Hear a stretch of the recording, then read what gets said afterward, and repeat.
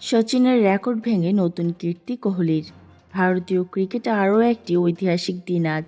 লিস্টে ক্রিকেটে দ্রুততম 16,000 রান সচিন টেন্ডুলকারের রেকর্ড ভেঙেছেন বিরাট কোহলি। কোহলি মাত্র 330 ইনিংসে লিস্ট এ ক্রিকেটে 16,000 রানের মাইলফলক ছুঁয়ে ফেলেন। এতদিন এই রেকর্ডটি ছিল সচিন টেন্ডুলকারের দখলে, যিনি 391 ইনিংসে 16,000 রান করেছিলেন। টেন্ডুলকার তার ক্যারিয়ারে লিস্ট এ ক্রিকেটে খেলেছেন 551 ম্যাচে 538 ইনিংস, যেখানে তার মোট রান ছিল 21,999। এর মধ্যে 18,426 রান এসেছে ওয়ানডে ক্রিকেটের 452 ইনিংস থেকে।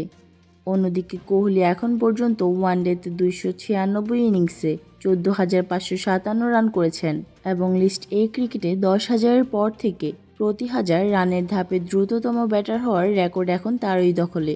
ক্রিকেটের সকল আপডেট পেতে আমাদের সাথেই থাকবেন।